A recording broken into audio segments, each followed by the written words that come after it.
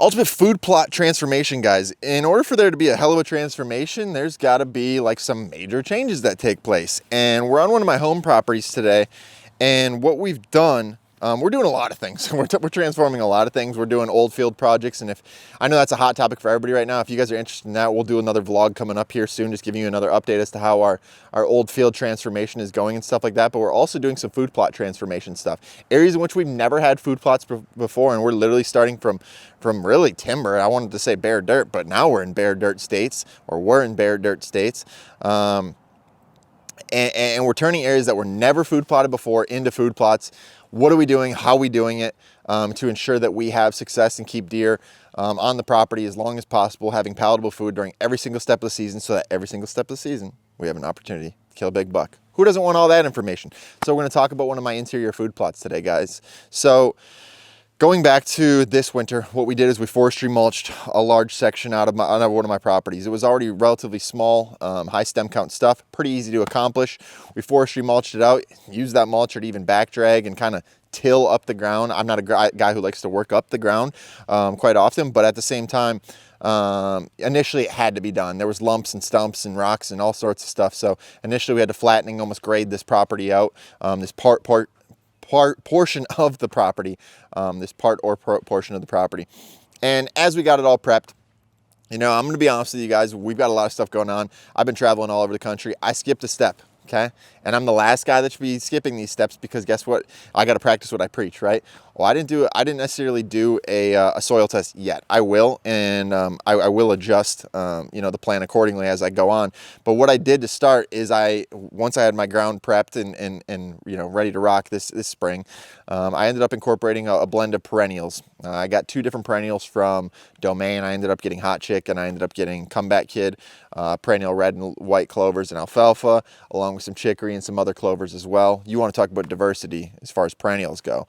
And don't click away from the video. That's not all we're doing with this piece. But so what we did is we frost seeded a lot of those. Let's say you don't have time to frost seed, and hell, we're at the time of the year in which you can't frost seed. I'm okay with planting those any time of the year. So now what I would do if I were to plant that this time of year, we didn't, obviously ours was already in, but just to give you guys a quick tip is I would be going in there with a glyphosate and or probably both, a 2,4-D, wiping that slate clean. I would probably tell you to not till it up, because if we till it up, we are going to introduce dormant weed seeds and other things, and ultimately make it tougher for those seeds to germinate and give you a quality food plot. Now, I don't mind ragweed, and I don't mind a lot of other weeds, because high in protein, believe it or not, especially this time of year. So, but if you're looking for that aesthetic food plot, I would tell you not to till up your food plots. And in fact, if you own a tiller, sell it.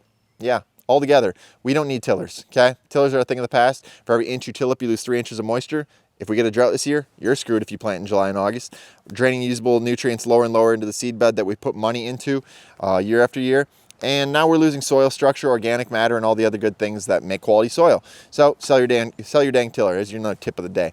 But anyway, this food plot back here, we introduce these perennials. They're going to be here for 3 to 5 years. We can walk away, and we don't have to do anything else if we don't have to, other than maintain, mow, use herbicides, you know, if we choose to. I'm going to try and stay away from herbicides, which means I'm going to want to mow that plot a couple times, knock those weeds back down. I'm going to have a hell of a time with it this first year. I know that. But man, I'm a bit of a health nut, and I know I'm overthinking this, but I don't want my deer eating a bunch of, and I'm in an agriculture setting, I kind of sound like a bozo, but I don't want my deer eating a bunch of Roundup Ready, genetically modified this and that, and then that's what I'm feeding my daughter and our kids and my wife, and it's just like, we know now that that's not good for you. So to purposely be doing that, I know I'm a small piece of the puzzle here, but nonetheless, that's what I'm doing. So we're going to maintain these all summer long.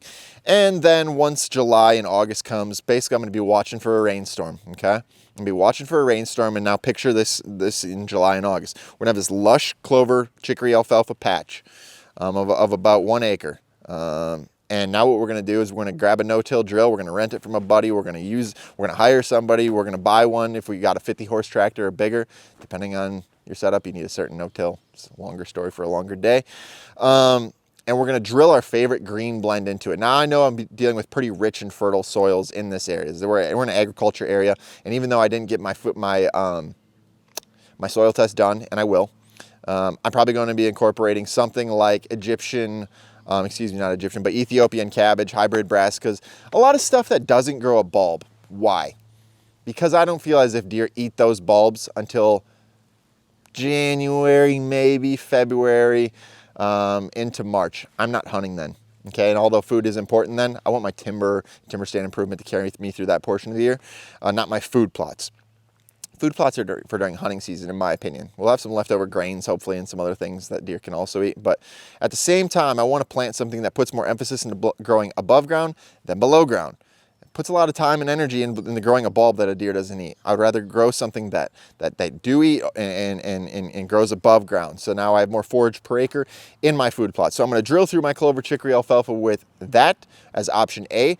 But now be honest with yourself. If you are an option B person and you're in a less fertile area, the north woods, crappy soil, acidic soil, you know, all these variables that you just know you don't have quality food plots, food plotting ground, don't be trying to plant any broadleaf plant, that second planting into July and August. And hell, even if you didn't do the first planting, I still don't want you to plant radishes, turnips, and all those things.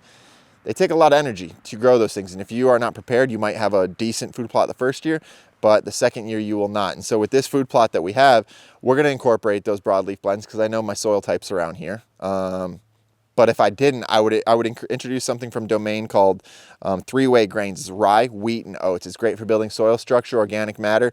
And at the end of the day, I'm going to be honest with you, pretty damn attractive. We don't talk enough about wheat, rye, and oats, guys. Deer love this stuff, okay? And it can withstand browse pressure to a certain extent. It's easier to plant. We can broadcast that in if we don't have a no-till drill, a little bit higher rate. And ultimately we can have palatable food during every single step of the season that the deer love to eat. That is one of my favorite food plotting strategies. And this food plot back here where we've already added apple trees, and you know that's part of this transformation as well. And we've added Macoun apple trees, a late dropping apple tree, and I think we put some pears and maybe some chestnuts and maybe some plums back there and some other apples. We got everything in this food plot. So now in this 1 year, guys, really, and even 5 months, we went from a good quality bedding area, I will say, that we kind of eradicated to add more food to get closer to 10% of the property in food, but added a plethora of food options. And don't expect that initial food plotting year to be the best one. It's not going to be, especially with those perennials. We want to double that seeding rate on those perennials so that they do better the first year. But year number 2, guys, you're going to call me up and you're going to shoot me a message and be like, that video you made, that stuff that you told me to plant, year number 2, oh my goodness. How do I know? Because I've done it. I've got pictures that are rolling in this year from people last year, and it's just astronomical. And if I had to be honest with you, that should be the base of almost everybody's food plot plan. So that's the base of our food plot plan. On that given food plot, we're going to have different food plots in different areas. But at the end of the day, guys, diversity is key. Something that's palatable during every single step of the season that we can hunt on correlating winds, especially in northwest, straight west, southwest wind. Put it on the easterly side of the property, and you probably kill a big buck this year. See you soon.